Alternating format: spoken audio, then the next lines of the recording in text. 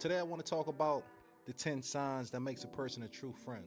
A lot of us have had so-called friends or people who we thought that were friends but weren't really our friends.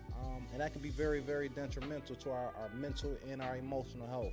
So today I'm just gonna kick it off and I want to talk about the 10 signs that makes a person a true friend.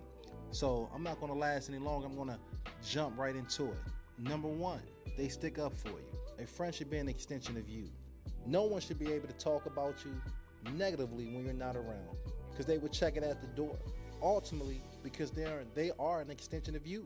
Anyone who speaks negatively about you is speaking negatively about them, and they won't allow it. They won't sit there quietly when people are subliminally gossiping about you, or if someone is speaking on your behalf when you're not around, to get other people to look at you in another light or in a negative light. A true friend will also not allow someone who doesn't know you to formulate an opinion about you that's not based on facts. They won't let anyone speak about you at all, whether positively or negatively, when you're not around. This brings us to my point number two. A true friend checks on you. A true friend checks on you, and the energy is reciprocated. They don't disappear and reappear in your life. They don't disappear and reappear in your life. They check on your well-being. They check on your mental health. They check on your emotional health. They check on your life, period. They make sure you're okay and genuinely ask how you're feeling. They don't take and not give. It's easy to take and not give. A true friend is always willing to give, and they rarely take. This brings us to my point number three. A true friend never competes with you. True friends don't compete. They build together. Anyone who tries to compete with you is looking at you as an opponent. Best believe envy and jealousy is at the door. Friends don't compete. They share ideas one with another to help each other grow. They're in a game of life together. They're going to win together and they're going to lose together.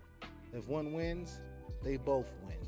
If one experiences defeat, the other one picks the other one up and they both understand it was just a learning experience. True friends brainstorm together. They bounce off each other.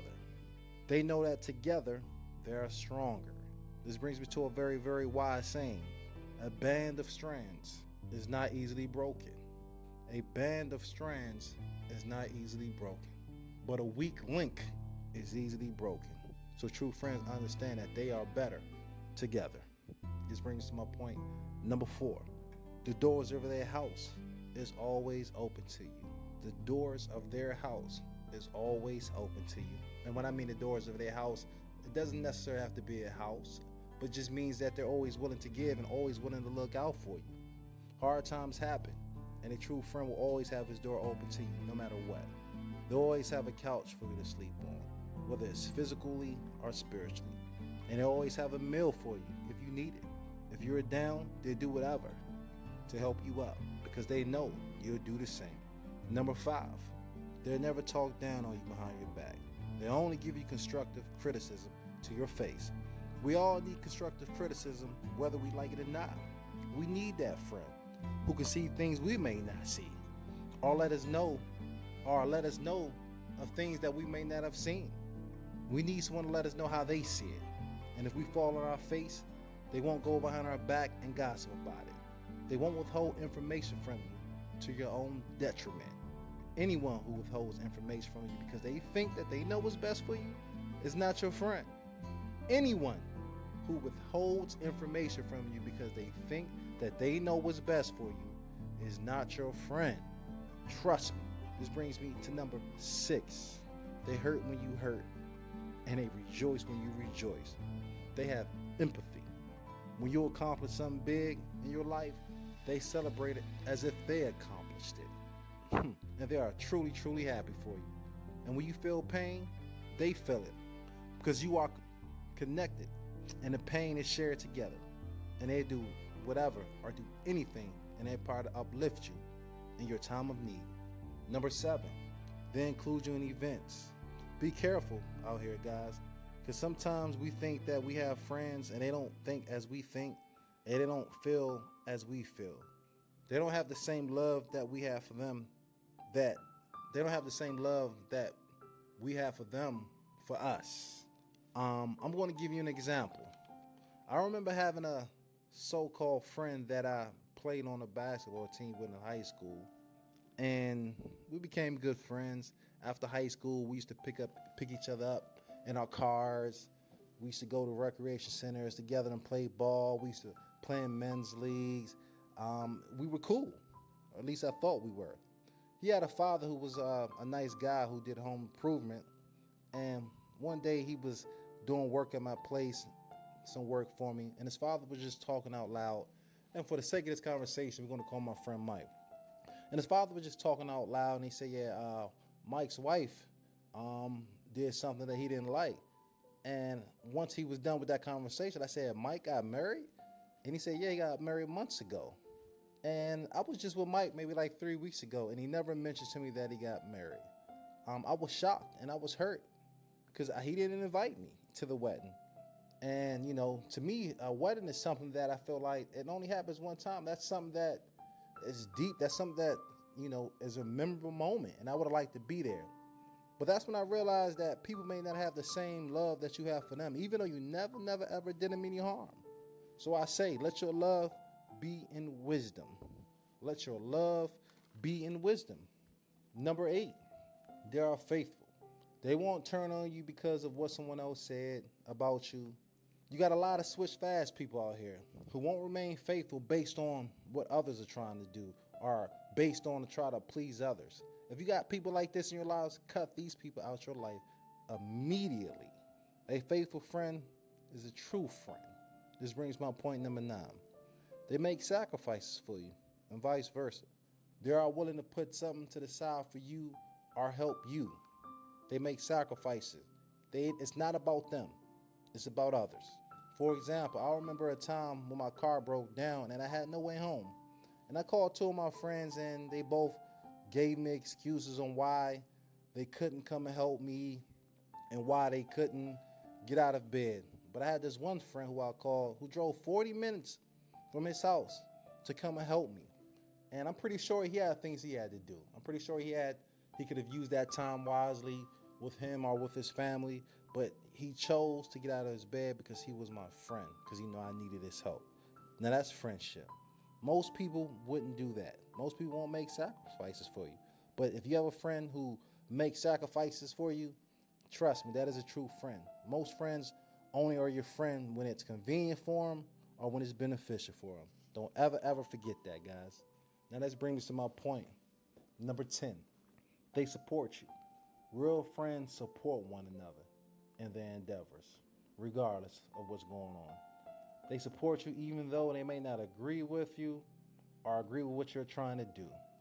They support you physically. They support you emotionally. Iron sharpens iron.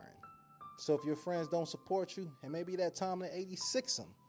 And I'm pretty sure that if they don't support you, that you wouldn't want them in your life. Because a true friend, here it is, number 1, here's the first point. A true friend, here it is, will enter into your experience. A true friend, a true friend, a true friend.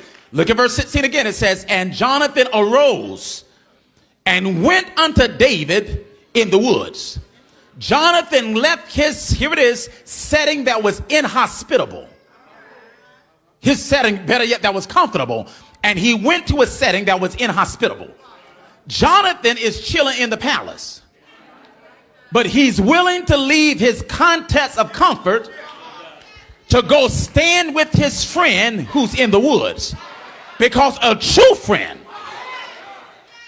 is not a friend, here it is, who stands in a long distance relationship, in the sense that while I'm in the woods, they're talking about I'm praying for you. No, baby, I need you to do something more than pray for me. I need you to show up.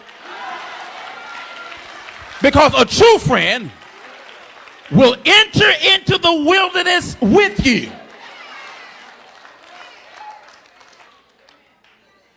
I used to have a deacon at the church at Elizabeth, and he meant well. And he would oftentimes make this statement. He said, but Pastor, I'm with you as long as you're right. But Pastor, as long as you're right, I'm with you. I said, now, Deke, I mean no harm. But quite candidly, I really don't need you when I'm right. I mean, when I'm right, I'm good all by myself. I wonder, can you stand with me when my stuff get a little shaky? I want to know, can you stand with me? Here it is, when things get a little rocky. I'm not asking you to condone anything that I do, but don't condemn it. Can you show up? Because you got a policy that Jesus does not even have. Even while we were yet sinners, he showed up. Anybody here can testify? He doesn't walk away from us when we are going through our difficulties. True friend will enter into your experience if by chance, you have a friend in your life that when they're going through, they expect you to stop everything you're doing, drop everything you have, and show up. But then when you're going through, you can't find them. If by chance you have anyone like that in your life, I'm not recommending that you cut them, but I would highly suggest that you put a check mark by their name.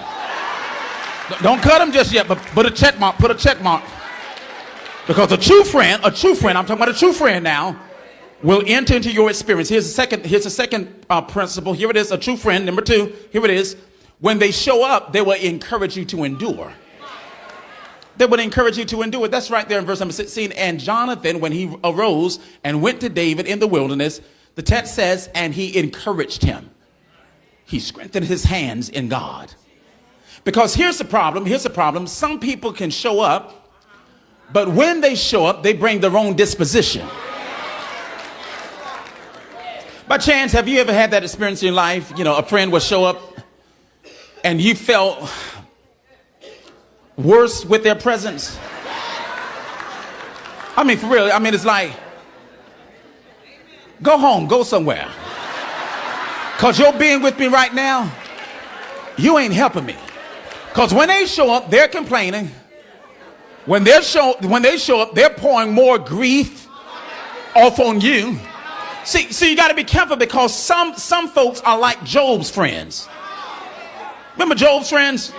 They did show up. But when they showed up, all they could do was try to find what's wrong with Job. I don't need you to do a critical analysis of my life to tell me what's wrong with my life. All I need you to do is show up. And when you show up, encourage me to endure. I'm tired of folks always trying to act like they're the spiritual Dr. Phils.